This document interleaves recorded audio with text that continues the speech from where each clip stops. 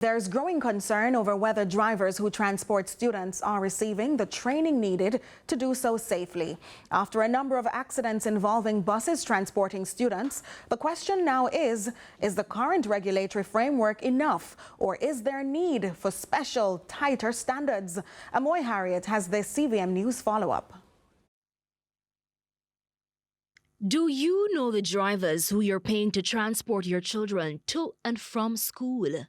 Most of the taxi drivers, they only care about the money that they're making, and they drive reckless while they're transporting children, putting the lives of children at risk. A lot of people send their children to school and, you hear that they meet in an accident and they probably pass away, and that's not what you want to hear, In recent months, there have been several alarming crashes involving students. Most recently, a group of 29 Knox College students escaped major injuries after the coaster bus they were aboard veered off the Content to Williamsfield Main Road in Manchester on October 1. A week earlier, roughly 21 primary school students were also left shaken after the bus they were traveling in overturned along the Gordontown Main Road in Kingston. Now rewind to May of this year. 18 students were injured in a two-vehicle collision on the Holland Bamboo Main Road in St. Elizabeth. Now these incidents have prompted calls from stakeholders for stricter selection, training, and oversight of drivers. Have a special license, just like in the UK. They have a PUC license for transporting children. And with all them taxi and bus run on the road, you definitely are going to need training for the road and then have kids to deal with. Of course, them need training, man.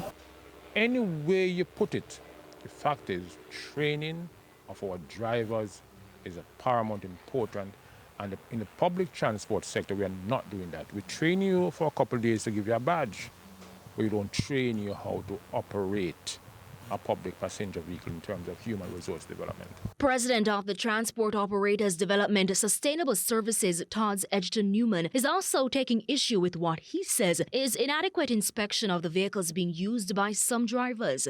75% of our vehicles as public passenger vehicles should be off the street. Varied type of defects are on those vehicles.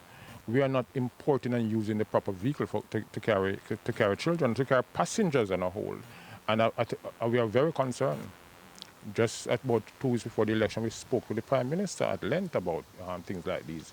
He promised to make a loan facility or loan window for us so we can, upgrade our fleet. No, this is not in place. Now, by law, anyone operating a public passenger vehicle PPV must hold a valid PPV driver's license, a Transport Authority driver's badge, and the vehicle must be licensed, insured, and passed for roadworthiness under the Road Traffic Act. Now, there are no separate legal requirements for PPV operators who transport students. All of the drivers that are driving the existing rural school buses are specially trained. As for PPV operators who transport students, I think it's timely that we look at a special training course, especially as it relates to public transport operators who are designated and dedicated to school children. We have them for the PATH program, and now we have them for the rural school bus. And of course, all taxi operators really, up to this point, carry students. So it has to be something that's holistic. But yes, I'm in total support of the fact that they have to be treated specially. Amoy Harriet, CVM News.